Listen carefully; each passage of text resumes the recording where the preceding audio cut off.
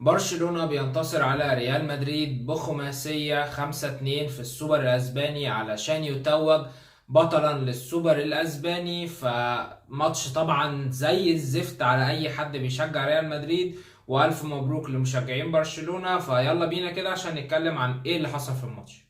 مبدئيا الفريقين لعبوا تقريبا بنفس التشكيله بتاعه الماتش اللي فات. برشلونه لعبت بنفس التشكيله وهي تشيزني في حراسه المرمى، خط دفاع مكون من كوندي وبالدي وكوبارسي وانياجو مارتينيز، ثلاثي في خط النص وهما كاسادو وبيدري وجافي، وثلاثي هجومي وهما رافينيا ويامال وليفاندوفسكي. اما بالنسبه لتشكيله ريال مدريد فللاسف طبعا انشيلوتي ابتدى بنفس التشكيله بنفس القرف تاني. تيبو كورتوا في حراسه المرمى، رباعي خط دفاع اسوأ حاجه في الحياه، لوكاس فاسكيز باك يمين وفيرلاند مندي باك شمال، وقلوب دفاع الاثنين روديجير وتشاوميني اللي احنا مش فاهمين خالص. ده مش هقول لك بقى بيلعب في ريال مدريد ازاي، ده بيلعب كرة ازاي اصلا، يعني ده ازاي اساسا مصنف وعنده كارت كده لعيب كوره محترف.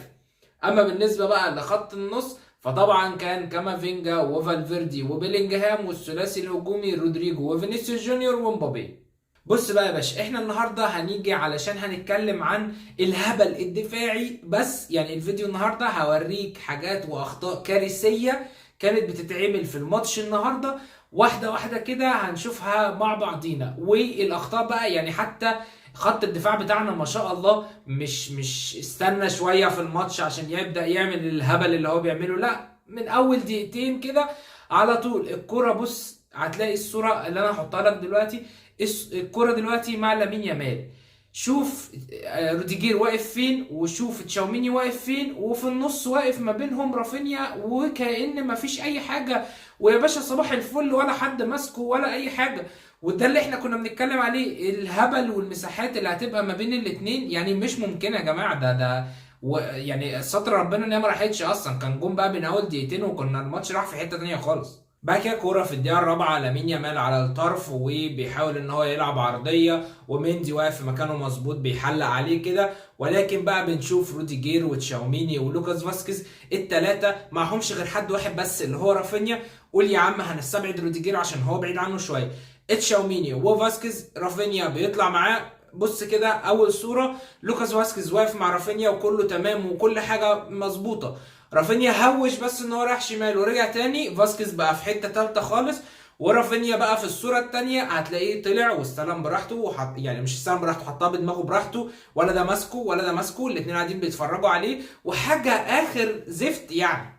بعد كده في الدقيقة التاسعة هنشوف برضو كرة تانية، بالدي بيحاول ان هو بيجري على الطرف ورودريجو راجع معاه علشان يعمل المساندة الدفاعية. فانت كده المفروض فاسكيز ما عندوش غير مهمة واحدة بس، وهي رافينيا. فطبعا فاسكيز يعمل ايه؟ يسيب رافينيا يخش في المساحة اللي ما بينه وما بين تشاوميني اللي بنتكلم عنها دايما، وان كل ماتش بتبقى في مساحة ما بين تشاوميني وفاسكيز ومساحة فاضية يعني يخش، يعني فاهم، تستصلح مساحة صالحة للاستصلاح.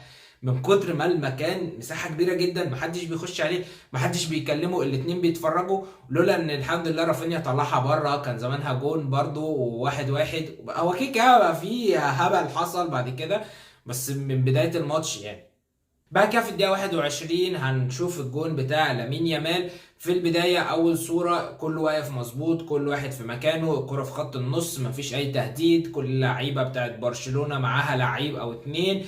ولكن في ثانية واحدة بس روديجير يقرر إن هو يعمل الخطأ الأعظم ويطلع، أنا مش فاهم بيطلع من مكانه ليه. ولامين يامال بياكل فيرلاند مندي. بقت في الصورة التانية بقى خلاص يامال منفرد مع الحارس، وراه خلاص مندي ووراه روديجير وقدامه طبعا تشاوميني ده مش حاجه، يعني انت اساسا تشاوميني ده هو عمل كده بس يامال الكرة بقى خلاص تشاوميني مش موجود. غلطة روديجير جدا، انا مش فاهم ايه الهبل اللي هو عمله ده، وساب مكانه وطلع. وفيرلاند مندي متاكل اكله وحشه قوي يعني برضه، هو التاني انت المفروض كان يامال معاك. ماشي روديجير غلط وبتاع، لكن انت سيبته يعدي من وراك، انا مش فاهم ايه الهبل ده. بعد كده تعالى لي بقى في الجون التالت علشان ده مليان فضايح وكوارث. كوندي واقف معاه الكوره على شبه خط النص هناك، وفيرلاند مندي واقف مش ماسك لامين يامال ولكن ما فيهوش خطوره، روديجير برضو واقف وتشاوميني واقف، وما بينهم واقف ليفاندوفسكي بكل اريحيه في النص، ما بينهم ما فيش حد من الاثنين ماسكه، وما بين تشاوميني وما بين فاسكيز في المساحه العظيمه جدا واقف رافينيا وفاسكيز. بص بقى فاسكيز واقف فين؟ فاسكيز واقف في اخر الملعب، لان دي كوره المفروض انت دلوقتي في الحاله الدفاعيه. يعني ايه المكان اللي انت واقف فيه ده؟ انا مش فاهم بجد، يعني انت بتعمل ايه؟ يعني بجد بتعمل ايه؟ وتيجي تاني صوره بعدها على طول تلاقي لما فاسكيز حاول ان هو يجري ويرجع وعلشان يلحق اللعيب، تلاقي برضو التشاوميني الذكي جدا بيتمشى وبيتفرج على الكوره بيصورها. والله يعني بجد هو كانه يعني بيتفرج على الكوره كده زينا، لا دخل ولا حس ان هو في حاجه غلط ولا ان هو مش ماسك المهاجم ولا في اي حاجه، مش حاسس بمكانه خالص. بقى كده في الدقيقة 52 كرة كده كانت بتدي انذار للي ممكن يحصل من الناحية الشمال دي من بالدي. كرة برضو بتبقى موجودة، ماشي تشاوميني واقف وماسك ليفاندوفسكي او كان رافينيا مش فاكر كان مين، وتلاقي فاسكيز واقف جنبه، وفي بقى بالدي واقف عنده مساحة يجري فيها ويروح لحد الجول ولا حد هيقول له سلام عليكم حتى. كمية فضيان وأريحية لبالدي يعني مش ممكنة والله بجد. يعني بيروح لفاسكيز كده بيقول له انت ازاي ما دخلتش عليا ولا عملت اي حاجة، عارف انت اللي هو ما فتحش عليك مطوة حتى. بقى كده بقى نيجي للجون الخامس وقمة الضحك بقى بجد، خط دفاع ريال مدريد اللي واقف على حدود ال 18، ونبص كده على الصورة هنلاقي 3 مدافعين بس، وبقى فين بقى فاسكيز؟ فاسكيز واقف في اخر الملعب هناك خالص كده عند الكورنر، وسايب رافينيا واقف مع تشاوميني. فيروح تشاوميني يعمل ايه عشان هو مدافع جميل جدا؟ يروح سايب رافينيا وطالع من مركزه، ويبقى رافينيا قدامه المساحة اللي قدامك دي كلها علشان يروح لحد الجون، وبعد كده يحاول ان هو تشاوميني يرجع وروديجير يرجع، ولكن طبعا هيهات يعني الكرة جون من ساعة ما رافينيا استلمها. فطبعا في وسط الضحك ده كله امبابي كان عامل اداء حلو جدا، قدر ان هو يسجل الهدف الاول وتسبب في طرد تشيزني، ورودريجو دخل حط فاول عالمي وحلو جدا، ولكن للاسف امبابي ورودريجو كانوا بيحاربوا لوحدهم وبيحاربوا تشاومي انشيلوتي وتشاوميني. فعلا انا يعني هي اتلخبطت بس هي صح، وفاسكيز، لان انشيلوتي النهارده ما تنفعش خالص تبدا بفاسكيز وفيرلاند مندي وتشاوميني الثلاثه في خط دفاع واحد قدام واحد زي رافينيا وواحد زي لامين يامال وواحد زي بالدي. فالثلاثه دول كده ما ينفعش تبقى قدامهم بتلعب بخط دفاع عامل كده.